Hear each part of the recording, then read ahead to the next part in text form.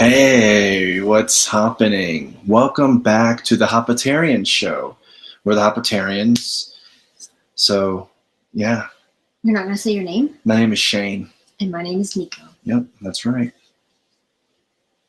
Now what? Really? Yup. We skip 1 week and we don't know what to do in a podcast. Yeah. But anyway, so... We were on, I guess people already know this. We were on, What people? what do you mean? Oh, sorry. Brian McWilliams' show. Yeah. So that's what we were doing last week. Yeah, it was a good time. So thanks, Brian, for having us on. And go check that out. Check that episode out. It's pretty fun. I think we posted it in our feed, right? Yeah, we did. Yep. So, so for this episode... we're going to do something different. Yeah, it might become a recurring thing. I'm sure we've said that before about other times where, this thing we're going to be doing, it's going to be a recurring thing. And then down the line, we just stop doing it for whatever reason. I don't know. Because we got bored of it or something. I don't know. I don't know what the reasoning were, but... Kind of got this idea because I frequently watch, Reddit videos where they read a story and then they react. Yeah. And also kind of reminds me of Who Are These Socials? Yeah. Same creators of Who Are These Podcasts. Right. But today we're going to read a couple of Reddit stories that I found on Twitter. And yeah, you don't even know what they are, right? So no. So this would be a good live reaction. Yep. So maybe kind of give a little, background on what these are. So the first one here is this one. So maybe kind of give a little bit of, just a little preview of what it's about, and we'll go into it. So this first one is a Korean guy asking his opinion in our relationship advice subreddit, and he is trying to figure out how to remain faithful and stay attracted to his wife.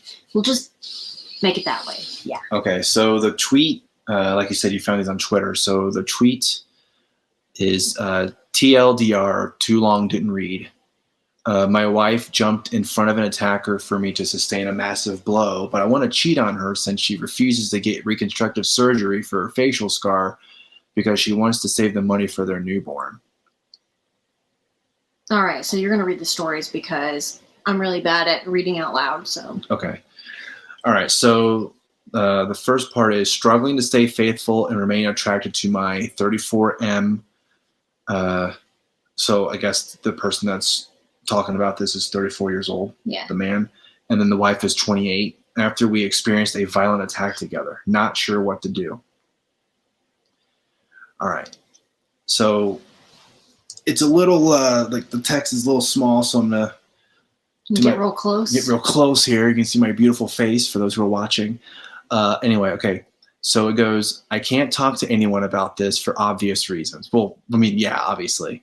You just know you're out opening, hey, I'm thinking about cheating on my wife. What do you think? Because she's thinking about getting this. It's going to take forever if you react. She doesn't want to get to this facial reconstruction surgery because she has a scar, but she wants to stay away for her newborn. I thought you said she didn't want to get a facial. I was like, whoa, all right.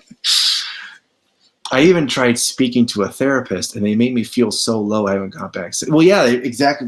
Probably what I just said. They're like, wait, so you want to what? Why do you want? Okay, Anyway, keep going. Sorry, I'm literally reacting to the first two sentences. This podcast is going to be 3 hours long. Yeah. My wife and I have been together for 6 years, married for 3. We currently have a bundle of joy on the way, and she's about 5 months along. My wife was always on the fence about kids, but I was adamant about wanting them. And now that it's becoming so real, I'm not sure anymore. Great. Yeah, it seems like this guy's having a change of heart already. I feel like I've just been on autopilot, and after spending this whole week buying baby stuff, I need to figure it out. I mean, I can understand you're spending all this money on baby stuff, and you're just like, man, where'd all the money go? Like, what's going on? Last year, my wife and I were at the park, relaxing, chillaxing, playing b-ball and all. No. Like we do almost every weekend, and someone yelled at us for speaking in my native language, Korean. Oh, great. So it's a Korean guy. Like, I think you said that earlier, right? Yeah. My wife is trying to learn too because she's not Korean or Asian at all. Oh, shit. It's just a white lady? Oh, Yeah. shit. They're making a hapa. Oh. But wants to only speak Korean at home to make sure our family is fully bilingual and they don't lose their culture. That seems fair. It's nice. We were practicing out loud and sharing a snack, and this guy just walks up to us out of nowhere with wild racist BS. He kicked our food, and there was some arguing. Okay, I'm just trying to picture this guy out of nowhere. Just like, just fucking He goes into rage when he hears Korean. He's like, "Whoa, this maybe he came from the Korean War or something." That's exactly what I was just thinking. And while I was calling the police with my back turned, he tried to hit me with a pretty large rock. My wife jumped in between and ended up taking the full force of the hit, which literally busted her forehead open and knocked her out cold for almost a minute. Jeez. All right. I rushed my wife to the hospital, and the guy ran off and was eventually caught by police a few weeks later. My wife needed 14 stitches right across her face and had 2 black eyes and blood in them. Her face was swollen beyond recognition for a few days too. And when she fell, messed up an old knee injury, so when she got out of the hospital the next day, half her face was covered in bandages, and she was limping. But she was still cracking jokes in the ER. Well, at least she was keeping her spirits high, so that's cool. After the bandages and stitches came out, she was told she would need to wait at least a year before having her scar surgically fixed or whatever treatments. But now that the year is almost past, I've started hinting at her scheduling appointments and such. This entire time, I've been struggling with remaining attracted to her despite it, but didn't tell her since I didn't want to be cool. She's now saying she doesn't think she wants to get anything done because she wants to save the money for the baby. I've offered to pay for half of it. And only half of it? Yeah, half. Wow. I pay half, you pay half. That seems like a fair trade, right? I don't understand married couples who have separate finances. Yeah, I don't know. I've also pushed back her meeting my parents again because of this. They live outside of our country, hence why they haven't met yet, and bringing her around my friends since it happened. Another part of me is also just sort of mad she even did it. I feel like half of a man now, and I've had to delete myself off dating apps before making a mistake and been channeling it all at the gym, but every time I look at her, I'm reminded of all those feelings. She hasn't changed a bit besides the scar. She's obviously handled it way better than I did, and somehow it's making me love her less. This plus the pregnancy, I don't even know what to do. I thought about asking for a hall pass, but I know without a doubt she will leave me. I thought about taking care of my needs on the side so I can be the man she needs me to be, but I know she will eventually find out and she will hate me and make my life hell, will leave me a single father, and I'll never hear from her again. I just wish it had never happened, but I really need some other perspective or opinion on this. Okay, so what were your thoughts when you read this? Like, what did you think? Like, are you serious right now?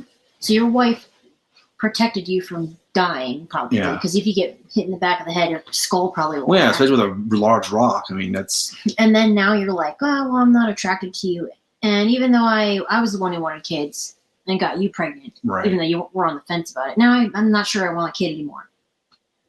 and I think, like, in order to be the man that she needs, I think that I need to cheat on her. Yeah, what? that's kind of weird. So it seems like mainly he was emasculated because she was the one that, because maybe he feels guilty because he feels like, I think he said it in there, he feels like he should have taken the hit instead of her. Yeah, but he probably would have been dead.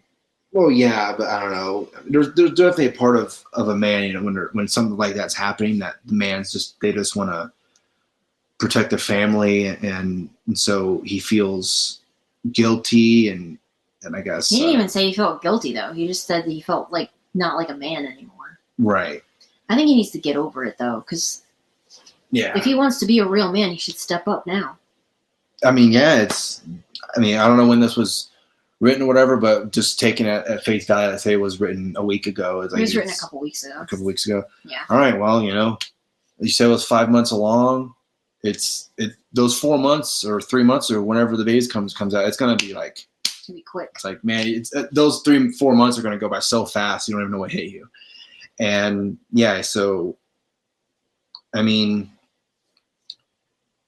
like I was saying before, he felt like he was emasculated because he should have been the one. So I think in there maybe he's kind of saying, well, I do feel guilty because that should have been, the whole that should have been me type of thing. So I think in a way he's saying that, and he feels, well, I'm not attracted to her because he's kind of putting all of his I guess anger or guilt to her. I mean, it's not fair, but I'm kind of just saying that's what it seems like to me, is that he's putting all his guilt towards her and just kind of manifesting it to her and the baby even. And I mean, that's just how it ended up. The fact that she was the one that got hit with the rock. Yeah. The other thing that I don't understand is if he had these feelings before, she's 5 months pregnant. This happened a year ago. Right. So he still got her pregnant. Are you kidding me? Yeah. I mean, it wasn't like the scar. It just appeared out of nowhere. It has been there since that day. Yeah, but he still decided to get her pregnant. Yeah. So obviously there was some attraction. I mean, why would you? Yeah, but also like, if he was having second thoughts, why did he even do it? I don't understand. I don't know. And the other part that bothers me is that he feels like he has to cheat in order to be a man again. You have your wife. Like, if you want to have sex, your wife is right there. I'm sure she'll be happy to oblige. Yeah. You want to have sex tonight? Sure. Yeah. After we do the chores and get the, everything we need to be done. And yeah, I guess he feels like he's not attracted to her because she emasculated him, though. Well, that's what I was saying. I think he's trying to get out. Yeah. I think that's more of the problem than the scar, to be honest. Yeah, that's what I was saying. That he's putting all that guilt towards her, even though it wasn't like she just. It's like, yeah, let me get in front of her. Let me protect you. I got this, man. Let me do this. You stay back there, dude. She did protect him, but he didn't know he was about to get hit. It was too fast, Right. He had his back turned. Right. So I mean, but I think him feeling like, well, I wish I was the one that got hit, because it doesn't seem right that she was the one that got hurt as opposed to me. So I'm just trying to like maybe rationalize why he's thinking this way, I guess. Yeah. But I mean, yeah, if you want to just, man, to feel like a man again, I'm gonna go on these dating apps and try and see if I can find a woman on the side. Even though she has this scar that's gonna affect her for the rest of her life, and her looks and her and all that. But the other thing that's dumb is, like, she wants to save money for the baby, and he's like, I'll pay for half of your surgery. Yeah. Well, and she seemed to have good spirits about it. Cracking jokes and all that. But it's like, come on, man. Like, he's complaining in the beginning that babies are expensive, and then he's like, no, I want to use the money to fix your face. Wait, hold on a second. Babies are expensive? What? I didn't know that. I'm just now learning this. When did we learn about this? Babies are expensive? I didn't know that. I thought they were just come out, go to Walmart, $50. Everything you get. There you go. There's the baby and everything I need right there. According to some people on Twitter, all you should do is feed them scraps and get hand-me-down clothes from people for free. I mean, I'm sure there's people who do get hand-me-downs like that, and they don't need to get anything. That's the funny thing, though. Like, when people say, like, "Oh, just feed them table scraps," it's like table scraps. What? You obviously haven't had a baby. What is this, a dog? Like, you're gonna feed them table? Yeah, here's a table scraps. You got this. It's fine. Yeah, with the plate. It fell off the plate. Go ahead. Yeah. All right. Anyway. Let's move on to the next story. All right.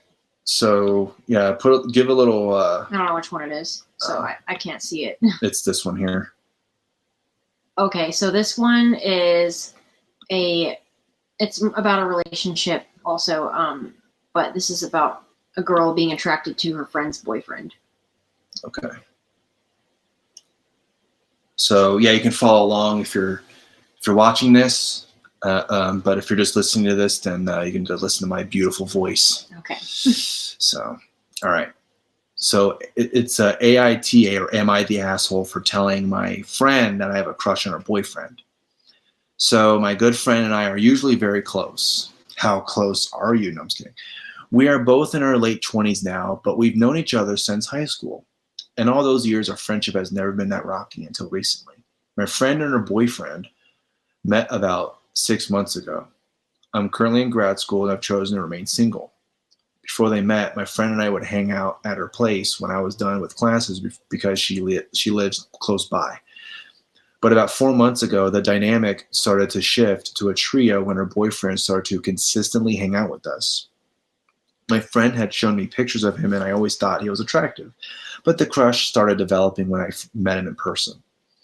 I won't go into too much detail, but my friend's boyfriend, who I would consider to be a friend now, is honestly so fun to be around, and I always looked forward to hanging out with him after class. Aside from looks, and he's probably the most beautiful man I've ever seen in person. That's All right. that's great. He's really knowledgeable and is a great conversationalist. He's a good storyteller and has a good sense of humor. As all women want, they want a man with a good sense of humor. I mean, so you hit the jackpot, lady. He's super he's super kind and always checks in with me. Oh, how gay. And seems to know the right words to say to make me feel appreciated. It sounds tropey, but I honestly can't detect anything wrong with him, which is even more infuriating for me because I actually don't want to have this crush or think about him in a romantic way. Last week, he went to visit family, so hasn't been around. Last Friday, my friend wanted to know what I thought about him because they were thinking of moving in together. I basically gave her a rundown similar to the last paragraph, and this prompted her to say it sounded like I had a crush on him. She said it in a joking way, so I sort of just laughed it off, but then I just sort of blurted out that I honestly think I do have a crush on him. It got super awkward when I said that, and I immediately felt like I screwed up. I tried to downplay it by saying that it was probably just hormones and me being single and basically try to play it off as a joke. Fast forward to Monday when her boyfriend came home, my friend sent me this text. It's verbatim. Hey, so-and-so, going forward, I think I need to set some boundaries because I don't want his name to become an issue with us. I think from now on, we should just hang out on the weekends, just the two of us, if that's okay. It would make me feel better. Call me and we can talk about it more. Love you lots. My usual routine on Mondays was to go hang out with her after my lecture, so I felt kind of blindsided by this. I have not reached out to her since her text. I'm a bit angry with her because I feel like she's implying that she can't trust me around him, and now she's depriving me of a genuine friendship that has grown between me and him. But I also want to know if this is something that is entirely my fault. And yeah. So then they ask if they're the asshole. Right. So, again, what are your initial thoughts on this? Is she the asshole? Yeah. Why would you say that? Why would you say that? Okay. It's automatically going to ruin your friendship. Well, I mean, she said in there that, yeah, I think I do have a crush on him, but try to play it off as a joke. Yeah, I mean, I'm just single and hormones and all that. Which, I mean, I guess it's whatever. But then the girlfriend is like, okay, well, I don't want this to become something because that she heard that, even if it was a joke or played off as a joke, she's in her head like, I still think you have a crush on this guy. Yeah. And this is my man. I want to live with him. And yeah, things are about to get serious. Yeah, things are about to get serious, and I don't want that to fuck that up between me and him, and I don't want it to ruin our friendship because we've been friends for so long. I don't want a boy to get in between us. Ooh, it sounds like high school drama all over again. I don't want a boy to get in between us. I think the friend handled it really well though. Like, if that was my friend and they were like, "Yeah, I'm attracted to your husband," yeah, I'm like, I don't think we should hang out that much. I'm really busy. I got stuff to do. Sorry. Well, I mean, she did say that, hey, I think we should still hang out, but just on the weekends, and it should just be the two of us, which I think that's fine. I mean, that's her. And it's not like she was saying, I mean, I know she said she was angry, but it wasn't like, this fucking bitch said, she was just setting the boundary like, hey, I think this is what we should do from now on until I feel comfortable to where yeah. Maybe. I mean, I would think probably she would wait till the other girl had a boyfriend. Probably right after. Yeah. I think that would be. I think that'd be reasonable. Like, it's not unreasonable to think that she has a crush on him and she does spend time with him, like just him sometimes. Yeah. So that would be kind of like getting into weird boundaries. This is something that I see, and I know that you've responded to people and answered this question about. Because there's polls or people who tweet out. I think there's people that say, well, I think two people of the opposite sex, can they be friends? Just friends. That's it. If they're married also, or right. If they're married, in a can relationship. a man have a friend that just happens to be a girl and vice versa? And I think you're more hardline. Like I can't. I don't know if I'd be comfortable with that. Well, I don't think that it's a smart idea. Right. Because that's how you get into like weird territory of things happening. Yeah, it's kind of like you're inviting. It's not like it's gonna happen. You're inviting trouble. But you're inviting the possibility of something happening, right? Yeah, or a misunderstanding happening. Now, just for example, like say, like I had a friend who was a girl or whatever, but the only time we ever hung out was when you were around. And I was also friends with her? Yeah, like with that. I think that's normal, but I think what people are talking about when they're asking those questions is like, and I've seen people say that they're totally fine with this, which like blows my mind, where they're like, yeah, my husband has a best friend who's a girl, and they go hang out and they go have dinner together and they go to the movies together, and I'm not there. I don't know about that. Yeah, that is kind of weird. I mean, because the whole time you're thinking, hey, it's getting late. What's going on? Are they fucking? That's literally the first thing people be like, are they fucking? I bet they're fucking right now. That's like that show that we're watching. Yeah. We're watching this show called Fleischman is in Trouble. Yeah.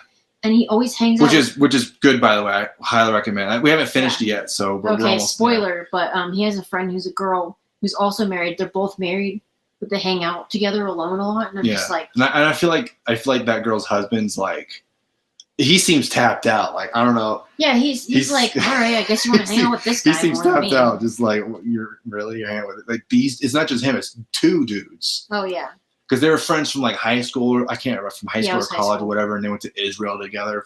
I can't. Yeah. Oh, I think it's weird. It's weird, but I mean, I guess people do it though.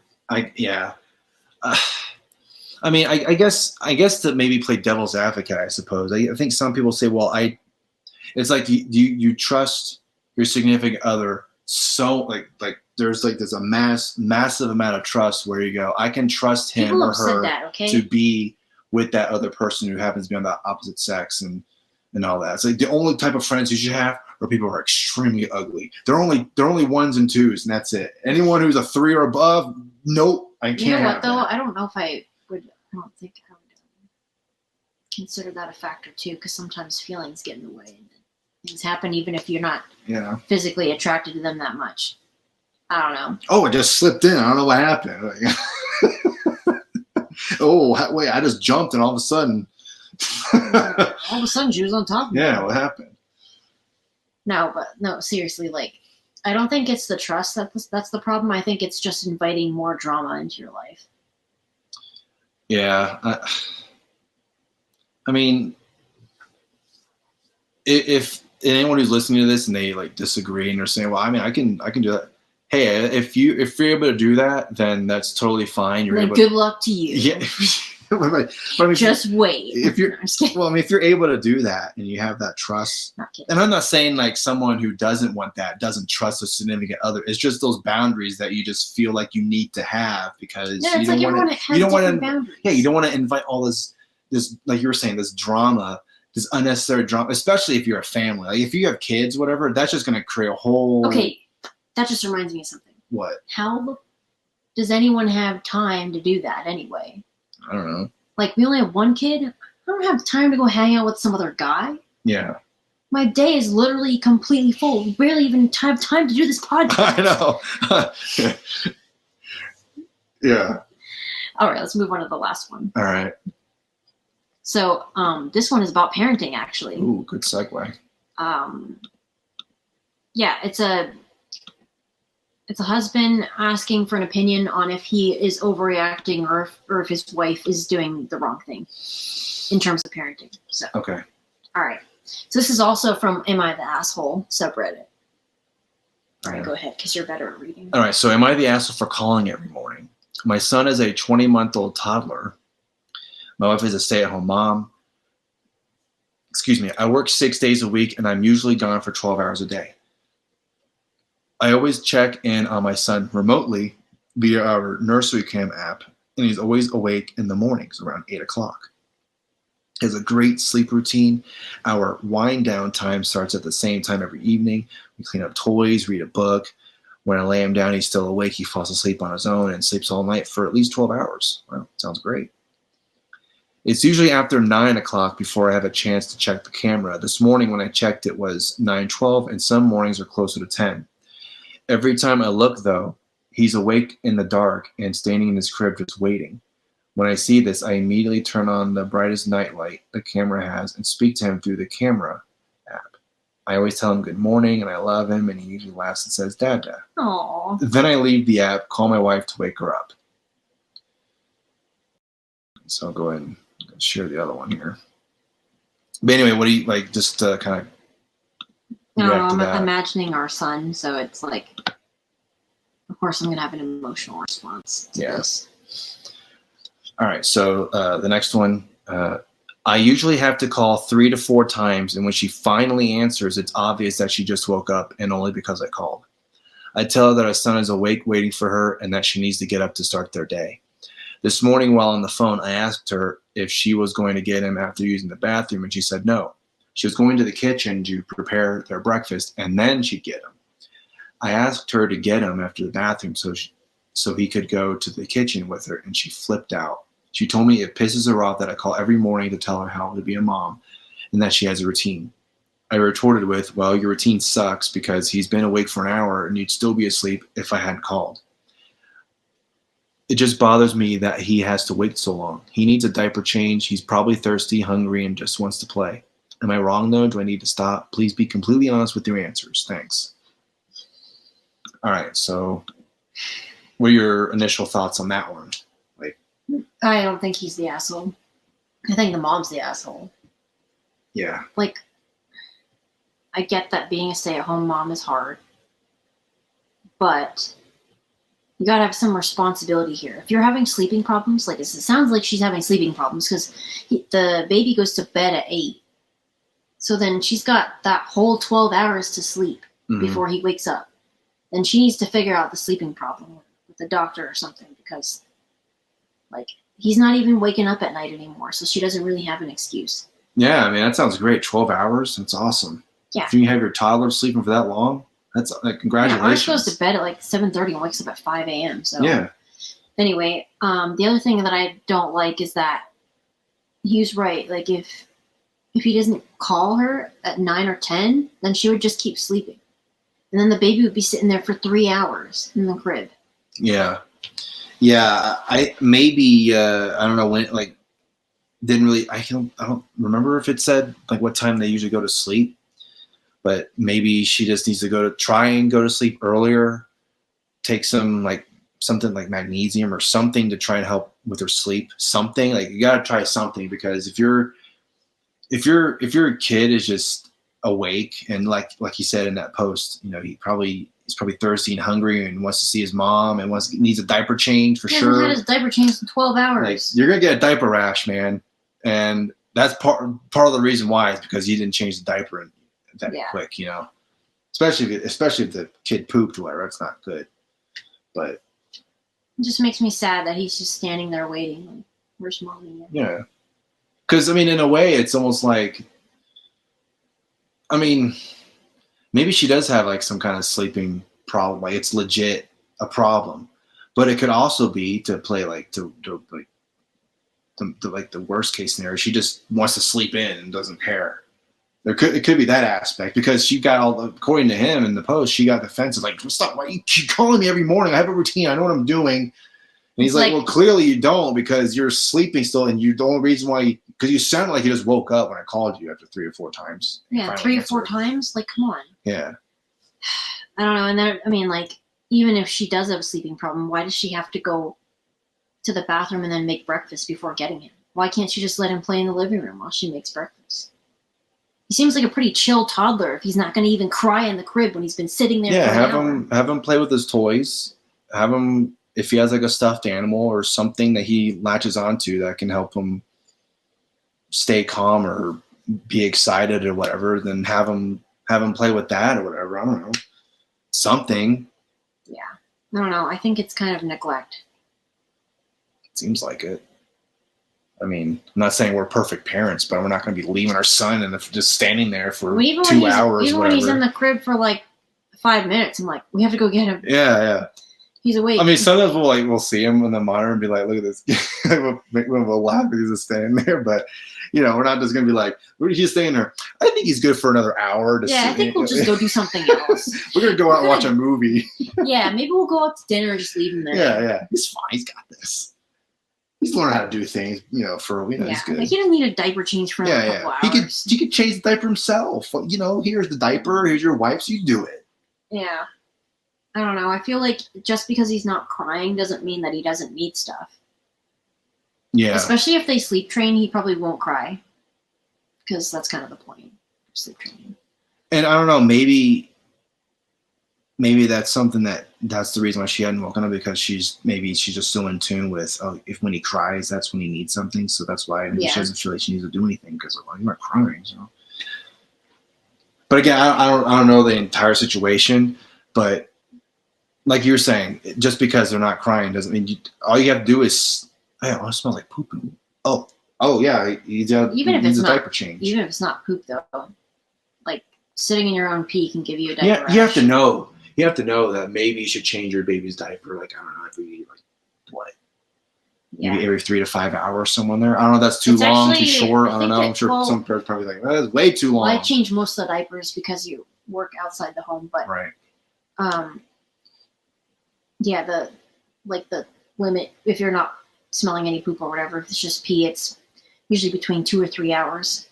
You have to change. Sometimes you can just tell. Like, you can just tell from that, like, that's a full diaper. Yeah, and the overnight diaper obviously is supposed to like be for longer than that, but you're supposed to change it right when they wake up because it's super heavy, like, Yeah, but also you don't know how long they've been in that pee, and if they pooped, you don't know how long they've been laying in that, so you don't know. That's why. Yeah, I mean, and they said it was at least 12 hours, so that's pretty bad. Yeah. Yeah, I don't know. I really don't like that. And then, of course, so I looked up the actual post on Reddit to check the comments, and everyone's calling him an asshole, and I'm like, he's the asshole for calling her. Yeah, they're like, just trust her. She's your wife. You should trust her. But it seemed like he was doing this, like he said, every morning. That would bother the heck out of me if that was you. Like, yeah. If I kept checking the monitor and he's still standing there, and you're just like sleeping, I'd be so mad. So, well, this isn't like it just happened out of nowhere. He's saying he calls every morning, so either if that's the routine, that's how it's always been, or he felt like, well, I need to start calling her because I checked because he'd been checking the monitor. Yeah. And the kid is still sitting in the crib. Yeah. So. Yeah. So, I guess that's it, right? Yeah. What do you guys think? Are we wrong? Are we the assholes for these opinions? What do you think? Comment let us below. know in the comments. Comment below. Let me know. And smash that like button. Yeah, smash that like button. Just break your computer. And don't forget to subscribe. Hit that subscribe button. Like this. Yeah, you got to punch that. I will smash the like button. You go, freaking stupid ass. All right. Don't you hate when they say this is a family-friendly show. Smash the like button. Maybe they meant sexually. Yeah, they get that like button and shove it in. All right. All right, we should probably end this before it gets worse. Yeah. All right. See you later. All right, bye.